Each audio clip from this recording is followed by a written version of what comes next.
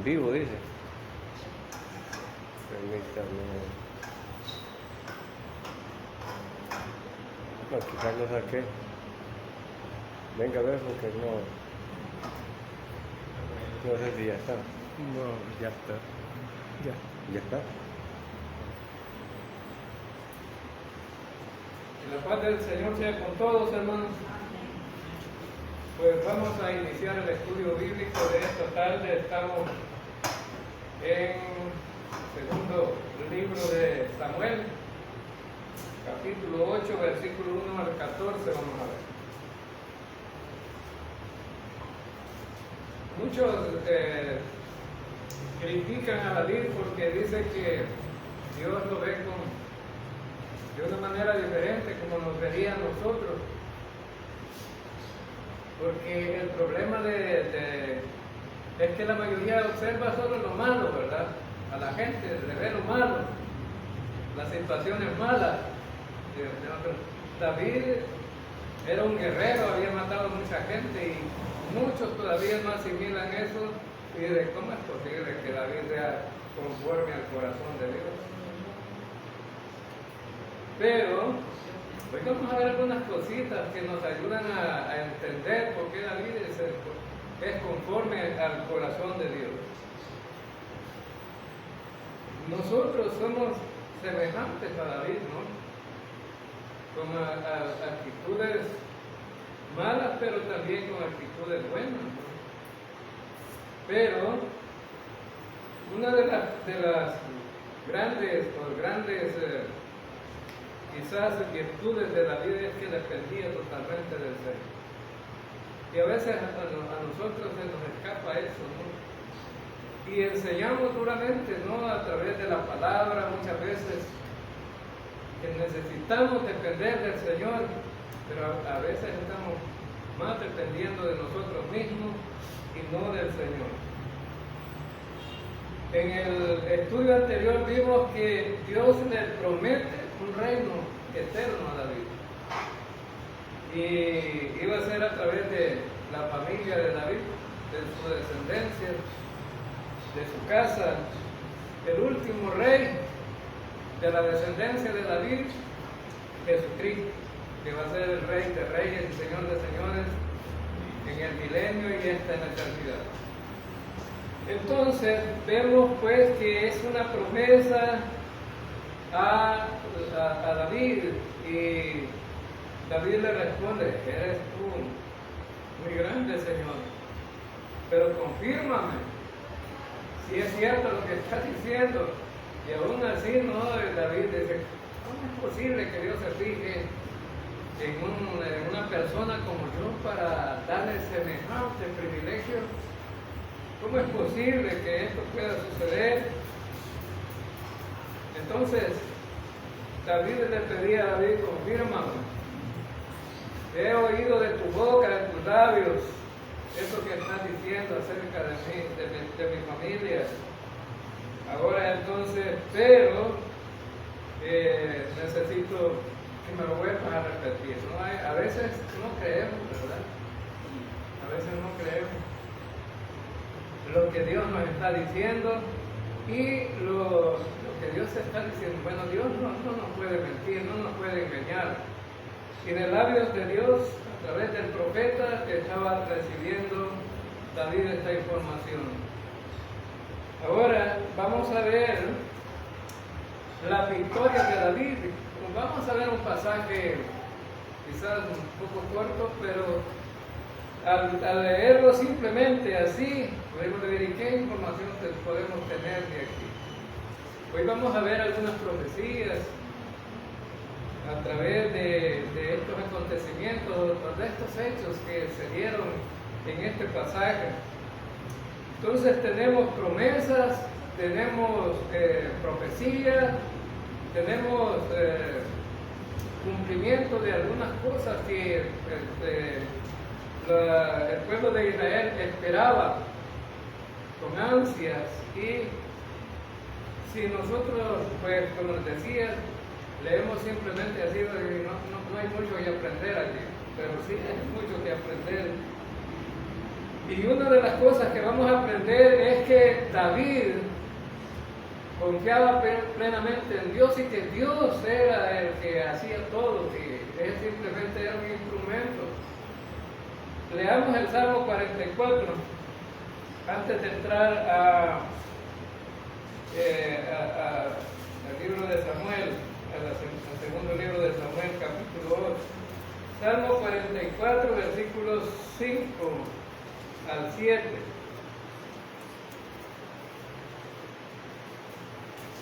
Y dice: por medio de ti embestiremos a nuestros enemigos, en tu nombre hollaremos a nuestros adversarios, porque no confiaré en mi arco, ni mi espada me salvará, pues tú nos has salvado de nuestros enemigos y has avergonzado a los que nos aborrecían.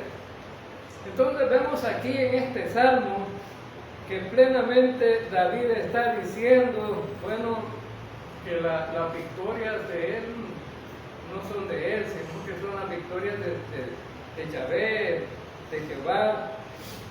Esas son las victorias. Dice que Dios le prometió a David en el capítulo que acabamos de terminar que le iba a dar paz, le iba a dar seguridad, que iba a ser estable, que no iban a andar huyendo de los enemigos y que, pues más, iba a librar de los enemigos.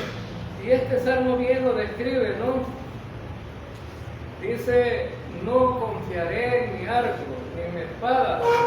¿En quién estaba entonces confiando David? Estaba confiando en Jehová, en Yahvé. Dice: ni mi espada me salvará, pues tú nos has salvado de nuestros enemigos. Era Dios quien había prometido, y David tenía plenamente seguridad que así era, que Dios le iba a salvar. Entonces, este salmo nos enseña que pues plenamente David confiaba en Jehová, y él nos describe cómo, ¿verdad? A través de la bendición de Dios nada más, porque ni la espada, ni la flecha, ni ninguna arma podía salvarlos. Era Dios quien lo estaba salvando. Y hoy vivimos en un mundo en conflicto, plenamente en conflicto, ¿no? Y la gente se siente seguro con los recursos que tienen, y cuando alguien es más poderoso que otro y muestra los recursos que tiene, se siente seguro en contra de los demás. Por ejemplo, hay un hombre que cuando quiere intimidar a los enemigos saca sus armas nucleares, ¿no? A exhibir. ¿Sí? Entonces, y dice: bueno, con esto le voy a meter miedo. Ahora, David era lo contrario, ¿no? Mis armas no sirven para nada. David está diciendo: es Dios el que tiene el control y el poder sobre todas las cosas. Entonces, esto lo tenía claro David. Lo vemos aquí, ¿no? Y lo vamos a ver en el pasaje que vamos a estudiar. Entonces, aquí en este pasaje que vamos a ver, se está dando el cumplimiento de lo que dice el Salmo 44. Y en el versículo 1 del segundo libro de Samuel, capítulo 8, versículo 1, dice que David hirió a los filisteos y los humilló, en la primera parte del versículo. Ahora, David no solamente derrotó a los filisteos, sino que también dice que los humilló. Bueno, la guerra de eso se trata, ¿no? De eso se trata.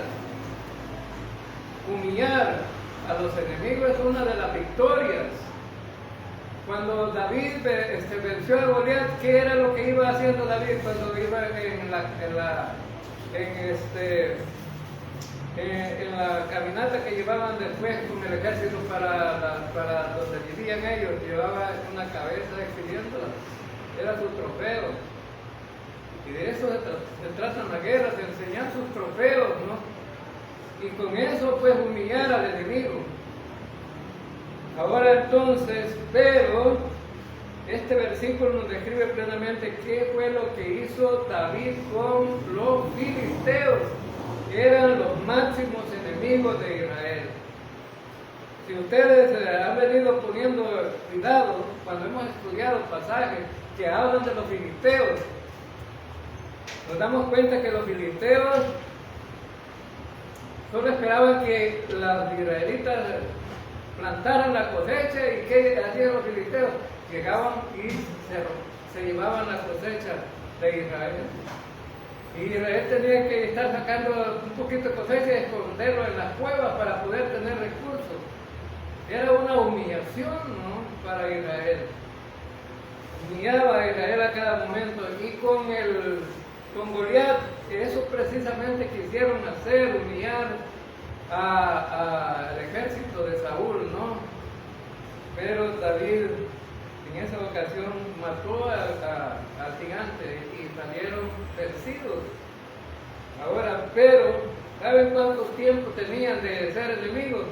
125 años. Desde el tiempo de Josué hasta el tiempo que David está en este pasaje. 125 años habían pasado. Y esos 125 años casi que siempre los filisteos habían humillado a Israel. Y entonces vemos que en el versículo 17 del capítulo 5 dice: oyendo los filisteos que David había sido ungido por rey sobre Israel, subieron todos los filisteos para buscar a David, y cuando David lo oyó, descendió a la fortaleza, queriendo humillar a David. Cuando los filisteos se dieron cuenta, en este capítulo que ya estudiamos, llegaron los filisteos a David. En ese entonces todavía estaba débil, no tenía el ejército que tenía hasta ese momento que estamos aquí en este pasaje. Entonces ellos quisieron humillarlo, pero David bajó a la fortaleza y se pusieron atentos y acabaron corriendo a los filisteos.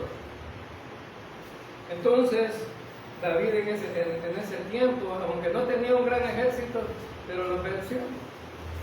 Entonces, esto que David estaba haciendo hoy era esta humillación que David les estaba dando, era ahora por tanto tiempo que los filisteos habían humillado a Israel. Y sabe, y los pisoteó. O sea, la palabra hollar significa pisotear. ¿Sí? Es como tener a la persona ahí, tirarla ahí, pasearla, ¿no? O sea, imagínense eso. Es como una ilustración de cómo realmente estaba haciendo David con los enemigos ahí.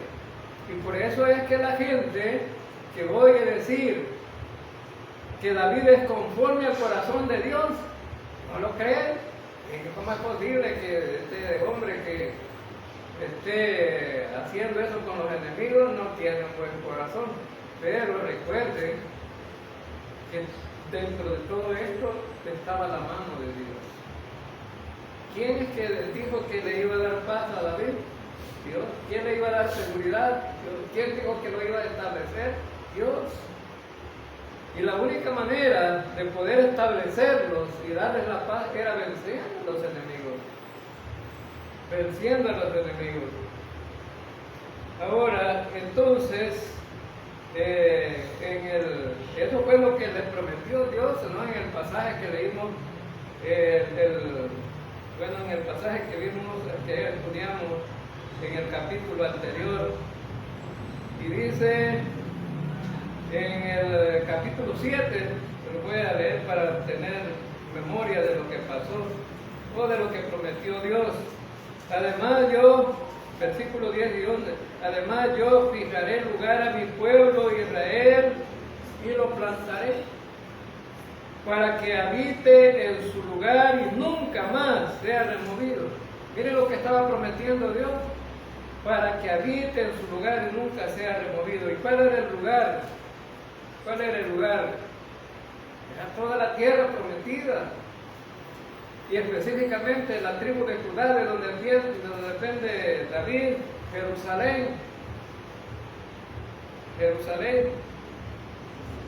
Y Jerusalén, la tribu de Judá nunca la pudo conquistar, siempre los derrotaban. Y hubo un tiempo que vivieron juntos, algunos judíos ahí, ¿no?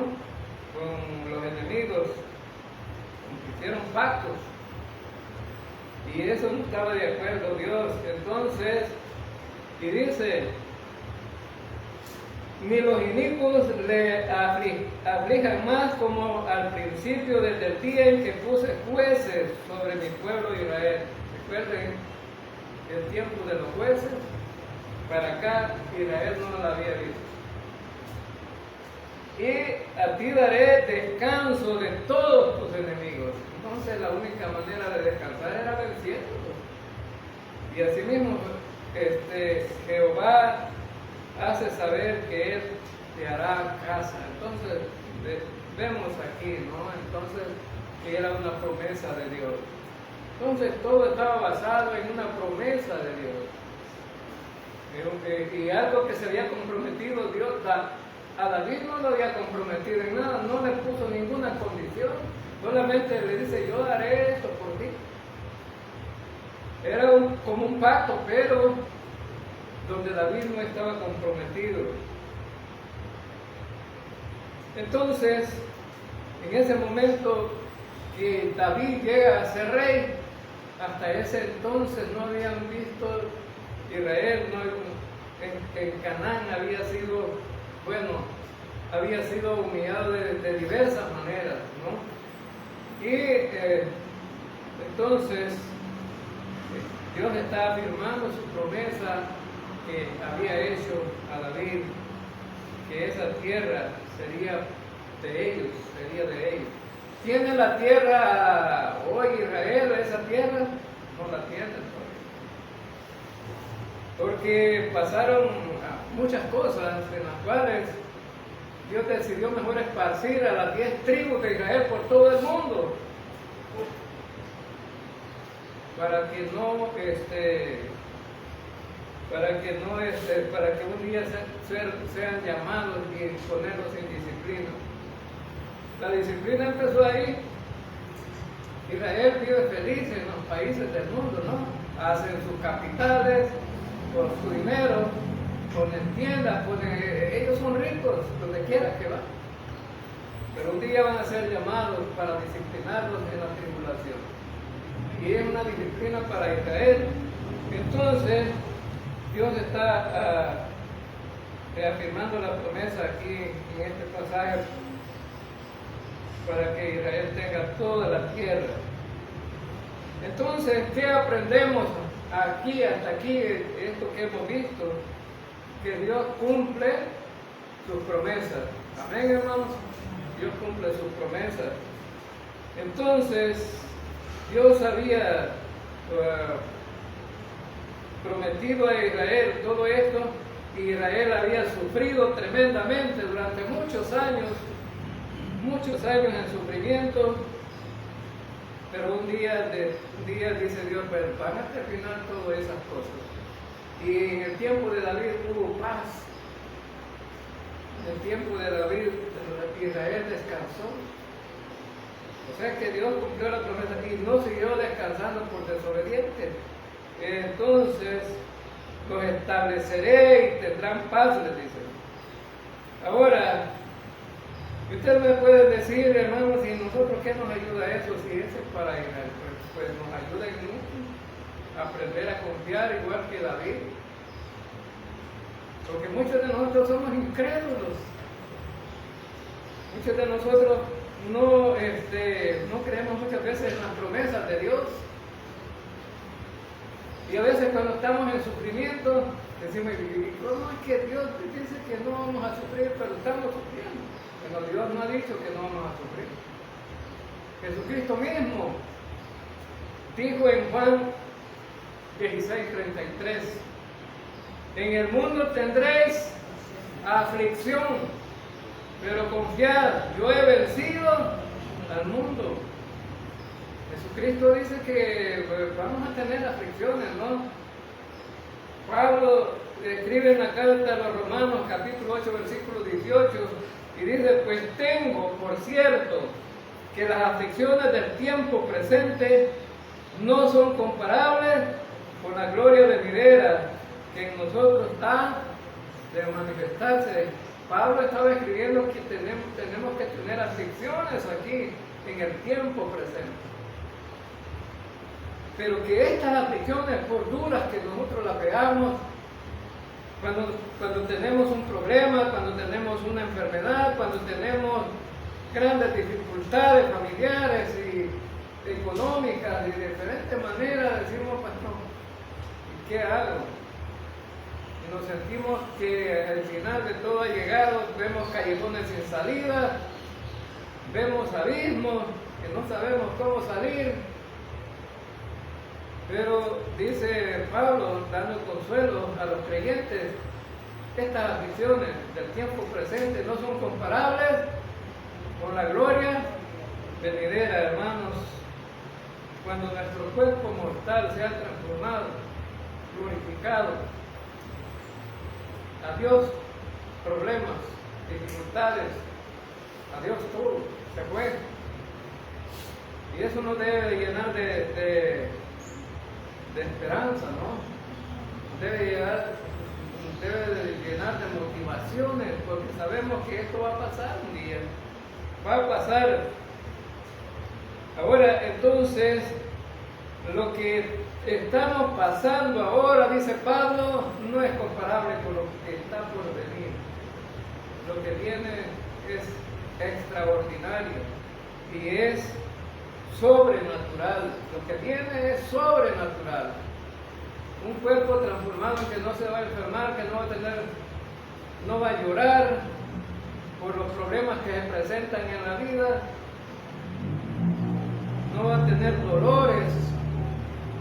Hay enfermedades que son dolorosas, ¿no? Y vemos al enfermo quejarse y uno a veces ve al enfermo y dice, pues no puedo hacer más que orar.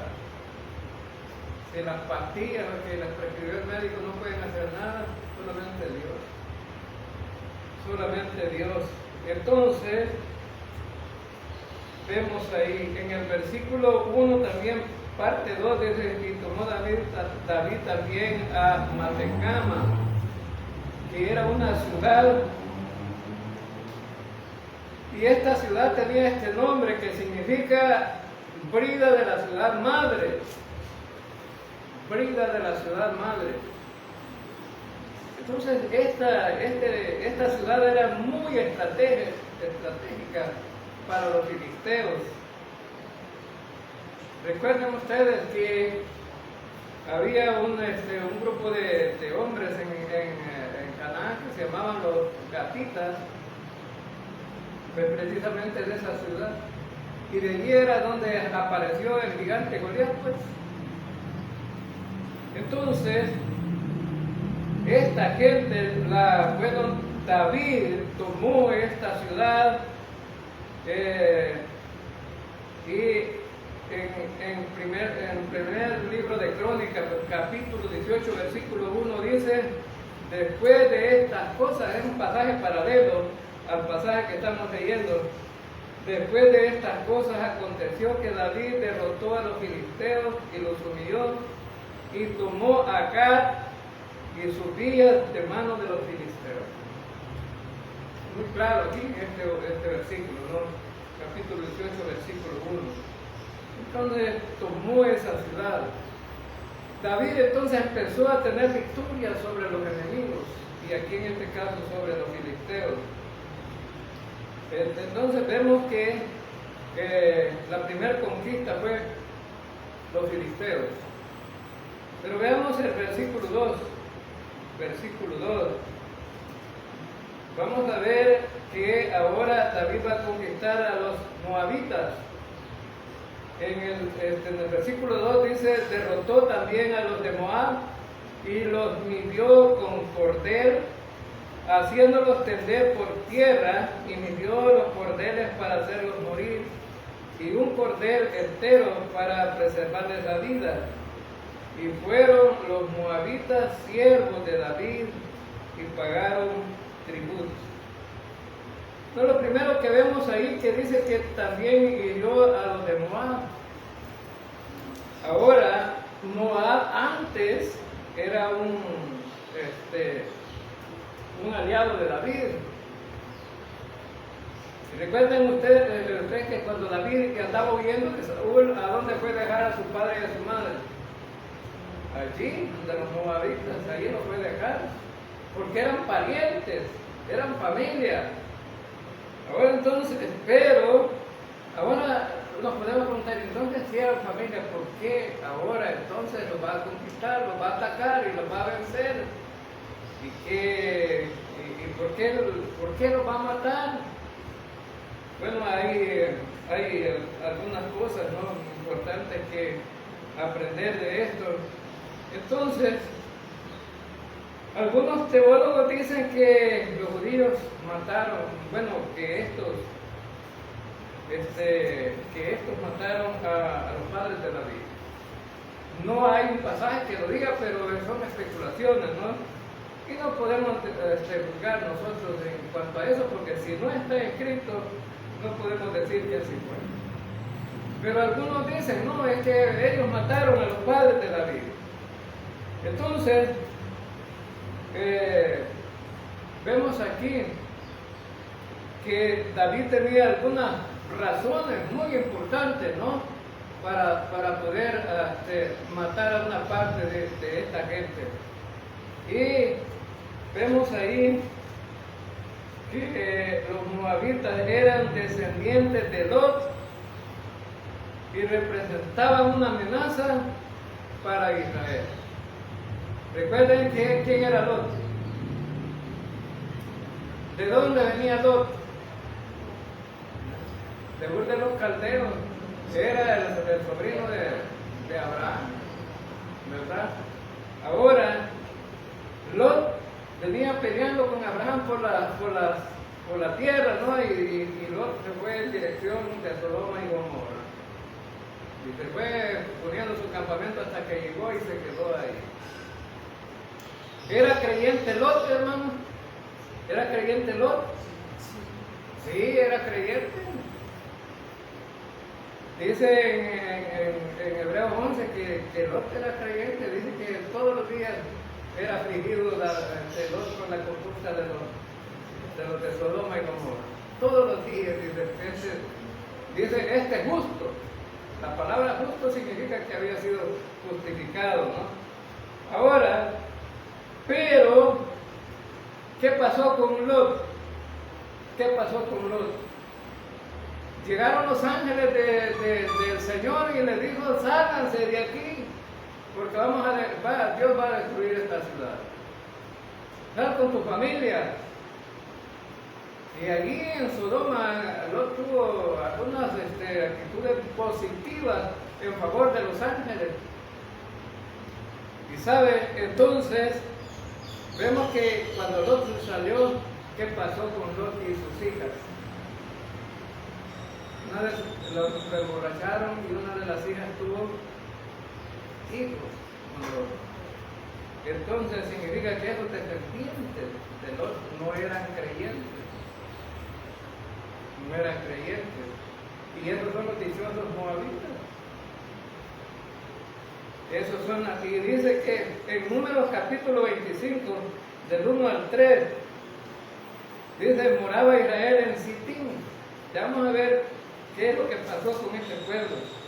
Y el pueblo empezó a fornicar con las hijas de Moab, las cuales invitaban al pueblo a los sacrificios de sus dioses. Y el pueblo comió y se inclinó a sus dioses. Así acudió el pueblo a Baal Peor, y el furor de Jehová se encendió contra Israel. Miren la influencia que tienen las mujeres, ¿verdad? ¿No? Muy grandes. Dice que Israel moraba en Sitín. una parte desértica, ¿no? Allí tenían sus campamentos.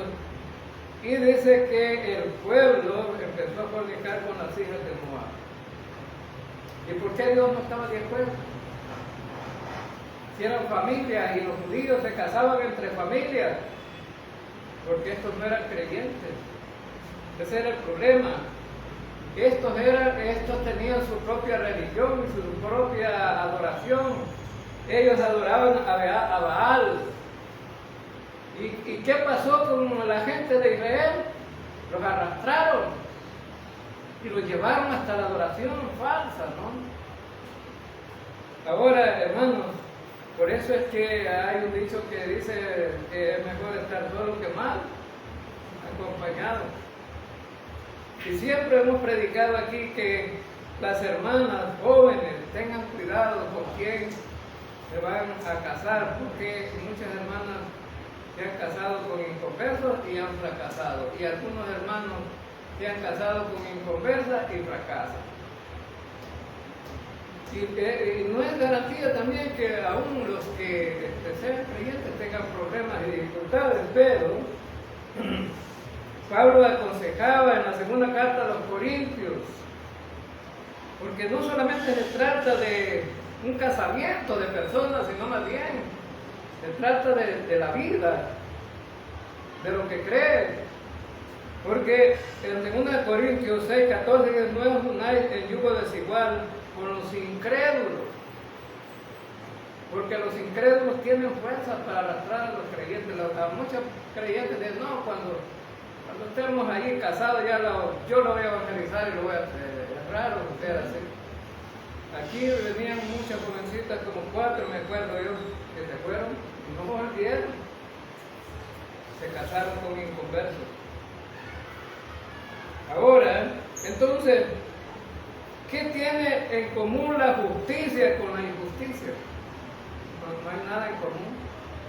¿Y qué comunión tiene la luz con las tinieblas? ¿Y qué comunión tiene Cristo con Belial? No tiene ninguna. Por eso es el consejo: no os unáis en yugo desigual. Y Dios no toleró que Israel se metiera con las hijas de Moab. Estaba enojado. Se enojó Dios. Entonces, vemos pues que si estos descendientes de Lot no eran creyentes, ellos eran mundanos y arrastraron a Israel. Y por eso, hermanos, ¿quién es un creyente? ¿Quién es un creyente? Alguien que ha confiado en Cristo Jesús como su Salvador. Por eso no es garantía alguien que solo anda la Biblia y dice pueda venir a la iglesia y dice: no, yo voy a la iglesia, pero si no ha confiado en Cristo, de nada sirve. Aún los hijos de los pastores nacieron en la familia pastoral, pero si ellos no creen en Cristo, no son nada. No son creyentes, tienen que confiar en Cristo. Ahora entonces,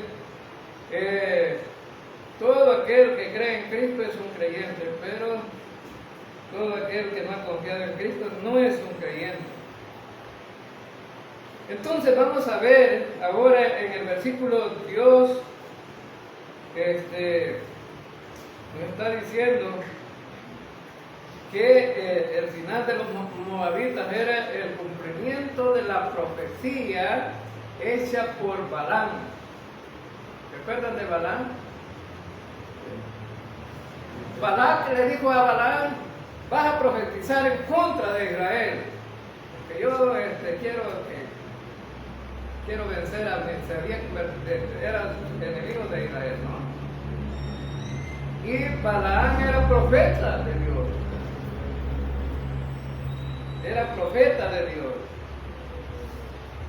Entonces aquí los moabitas eran conquistados por David, pero era el cumplimiento de lo que ya Balaam había dicho hacía mucho tiempo. Dice en número 24:17: lo veré, mas no ahora, lo miraré, mas no de cerca.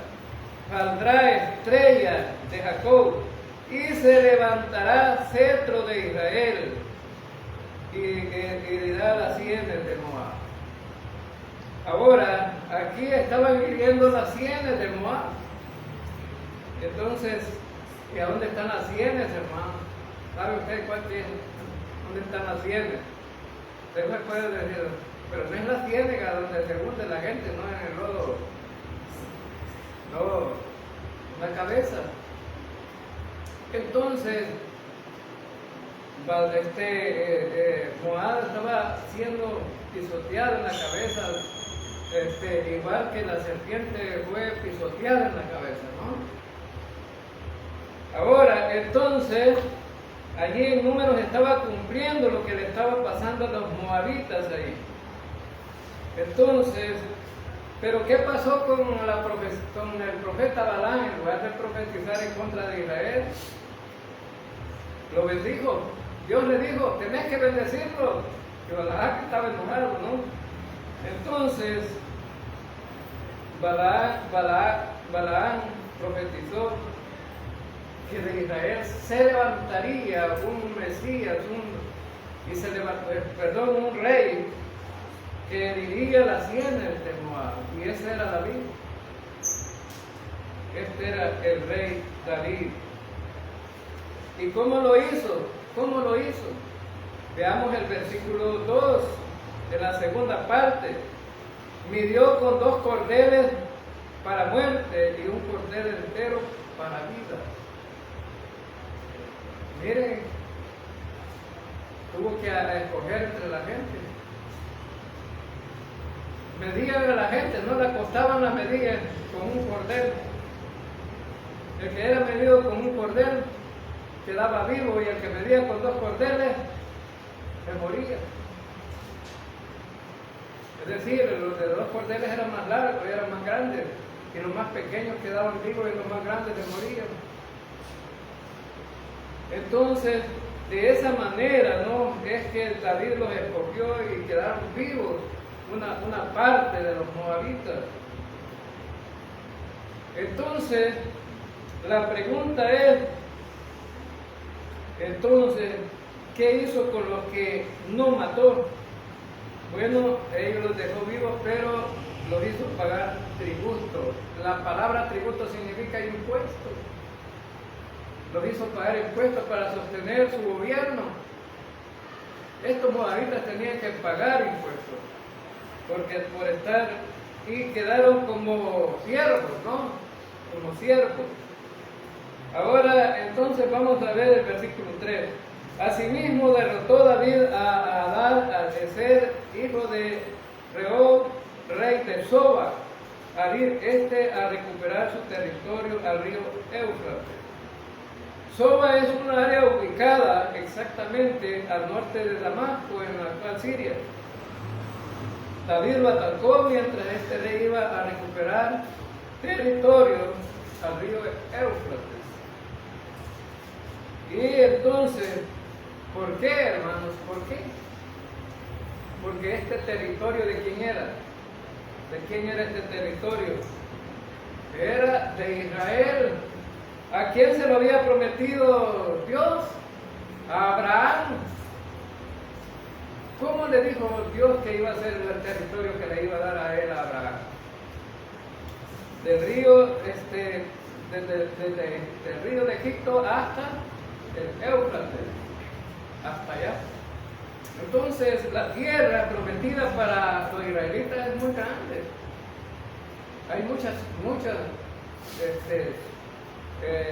hoy ciudades, países ahí ubicadas en esa tierra. En Génesis 15:18, Dios le había prometido a Abraham: en aquel día hizo Jehová un pacto con Abraham diciendo, a tu descendencia daré esta tierra, desde el río de Egipto hasta el río grande, el río Éufrates. Entonces Dios le había prometido ya. Este era el cumplimiento de esa promesa. Versículo 4. Y tomó David de ellos 1,700 hombres de a caballo y 20,000 hombres de a pie, y desjarreteó David los caballos de todos los carros, pero dejó suficiente para 100 carros. Y podemos preguntarle, ¿por qué arruinó los caballos David? Los caballos eran muy caros en aquel tiempo. Era como tener un carro de lujo hoy día. Y eran usados para la guerra. Usaban carros de guerra. Los caballos eran muy caros, ¿no? Entonces, pero dice que David tomó 700 hombres de a caballo y 27,000 hombres de a pie. Mucho ejército, ¿no? Y descarretó David los caballos. Esta palabra descarretar significa cortarle el tendón a la pierna de atrás. Estos tendones de aquí quedan inútiles los caballos porque no pueden hacer fuerza. Los arruinó los caballos. Y usted puede decir, ¿por qué por tal barbaridad este hombre no quería los caballos? Pues hay razones, hermano. Y por eso decimos que David es conforme al corazón de Dios, porque las razones que tenía David es porque Dios ya había dicho que Israel no tenía que tener caballos, ni los reyes de Israel. Entonces, vemos ahí en Deuteronomio capítulo 17, versículo 6, pero él no aumentará para sí caballos, ni hará volver al pueblo a Egipto con el fin de aumentar caballos, porque Jehová os ha dicho, no volváis nunca por este camino. Entonces, Dios ya lo había prohibido y David estaba cumpliendo. Y nosotros en la Escritura encontramos muchos mandamientos para nosotros, los sabemos, los leemos, pero muchas veces los quebrantamos. Pero David aquí estaba cumpliendo lo que Dios había dicho ya. Y también, eso era una cosa, y también ellos debían de confiar en Dios y no en el poder de los caballos, porque era para la guerra los caballos, ¿no? Ahora, esto es muy importante para nosotros también, hermanos. A veces confiamos más en lo que somos nosotros, en los recursos, en el dinero, en el trabajo, en el poder o en la posición que estamos, en cualquier cosa que nos dé poder. Confiamos en eso. Pero David dice en el Salmo 33, versículos 16 y 17, el rey no se salva por la multitud de ejércitos,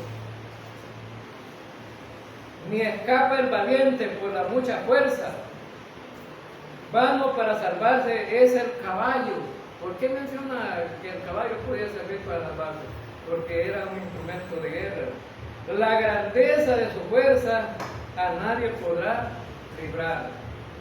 Entonces David sabía esto y dice, no quiero caballos, porque Dios le había prometido que Él era el que iba a vencer los enemigos. En el Salmo 27 dice, estos confían en carros y aquellos en caballos, mas nosotros del nombre de Jehová nuestro Dios tendremos memoria. Por eso David es llamado conforme al corazón de Dios, porque estaba obedeciendo a Dios. Él no iba a confiar en carros ni en caballos, sino que en Jehová de los ejércitos. Ahora veamos en el versículo 5 al 6. Versículo 5 al 6. Y vinieron los sirios de Damasco para dar ayuda a Adad a ser rey de Soba. Y David hirió de los sirios a 22,000 hombres. Puso luego David guarnición en Siria de Damasco, y los sirios fueron hechos siervos de David, sujetos a tributos. Y Jehová dio la victoria a David por donde quiera que fuera. Entonces Siria vino en ayuda de Soba, o del rey de Soba, pero David acabó con 22,000 soldados. Entonces, eso le sirvió para apoderarse del territorio también. Entonces, y los que quedaron vivos les hizo pagar tributo. Pero lo más importante aquí en este versículo es que Jehová guardó a David donde quiera que fue. Donde quiera que fue. Dios estaba cumpliendo la promesa que le había hecho a David, que le iba a dar estabilidad. ¿Y sabe qué, hermanos? Vemos aquí que en todas las conquistas de David no vemos oposición. No vemos que la gente pues acose el ejército de David y que por momentos estén allí, no, el ejército de David esté en aflicción, para nada. Entonces, porque la victoria de David es la victoria de Dios.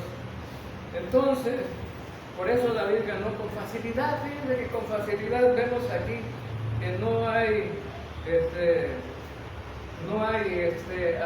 oposición, no vemos oposición aquí en esta guerra aquí. Ahora entonces, por eso debemos de reconocer la gracia de Dios, hermanos, porque Dios estaba ayudando para la bendición de Israel, y esa gracia es para nosotros también. Entonces, y debemos de reconocer que no somos por los méritos que tenemos nosotros que Dios nos ha escogido, es porque Él, a través de su gracia, nos ha escogido para poder ser salvos, tener la vida eterna, pero también para servirle. En 1 Corintios 15:10 dice: pero por la gracia de Dios soy lo que soy, y la gracia no ha sido en vano para conmigo. Antes bien he trabajado más que todos ellos, aunque no yo, sino la gracia de Dios conmigo. Ha sido por la gracia de Dios. Ahora veamos otra cosa importante ahí en el versículo 7 y 8. Y tomó David los escudos de oro que traían los siervos de Hadaser y los llevó a Jerusalén. Asimismo de Beta y de Berotai, ciudades de Hadaser, y tomó el rey David gran cantidad de bronce. Todo lo que David recolectó de Siria iba a ser utilizado para la construcción del templo. Recuerden que a David no le iba a permitir Dios construir el templo, pero sí a su hijo Salomón. Pero todos estos tesoros iban a servir para eso. Y vemos que David demuestra un espíritu humilde y nada ambicioso, porque él seguía pensando en Dios. Ahora, hermanos, si usted tiene oportunidad de hacer dinero, de hacer una fortuna, de tener oro, plata, bronce en ese tiempo, que eso era lo más preciado que había en ese tiempo. Del bronce hacían las armas de guerra. Entonces usted dice: bueno, voy a tratar de acumular, hacerme rico, hoy aquí tengo la oportunidad. Pero David no estaba pensando en eso. No estaba pensando en eso. ¿Qué hacía David? En el versículo 11 dice: los cuales el rey David dedicó a Jehová con la plata y el oro que había dedicado a todas las naciones que había sometido. Entonces, ¿qué hizo David? Las dedicó a Dios, eran para Dios. No dijo: van a ser mías. Tenía la autoridad David para quedarse con eso, sí, pero él dijo: no, va a ser para Dios. Entonces, hermanos, vemos la gran diferencia hoy día con los pastores o los profetas o apóstoles de la prosperidad. Todos ellos hacen grandes recolecciones de dinero, pero no es para Dios. Esos recursos no es para ayudar a la iglesia, no es para hacer la obra del ministerio, es para ellos. Estaba viendo yo que el pastor más rico de Estados Unidos tiene 300 millones de dólares en efectivo, además de las mansiones, de los carros, de los lujos que tiene, ¿no? 300 millones.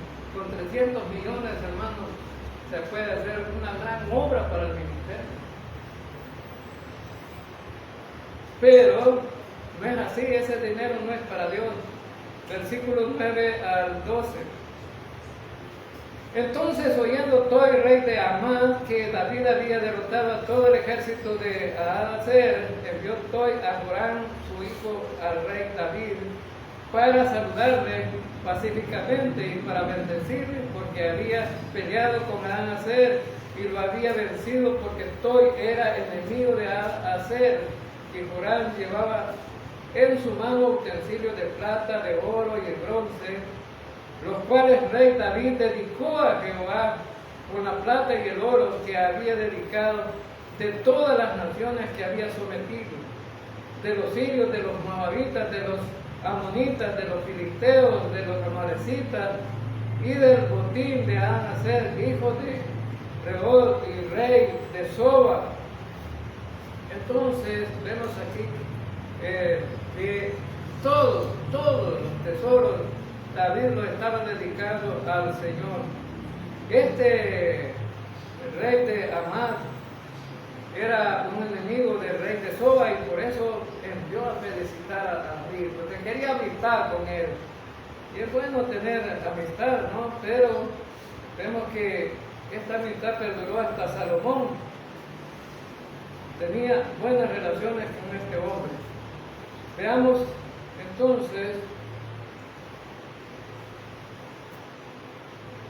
el versículo 13 y 14. Así ganó David fama cuando regresaba de derrotar a los sirios. Destrozó a 18,000 edomitas en el valle de la Sal, y puso guarnición en Edom. Por Edom puso guarnición, y todos los edomitas fueron siervos de David. Y Jehová dio la victoria a David por donde quiera que fue. ¿Quién dio la victoria, hermano? Jehová.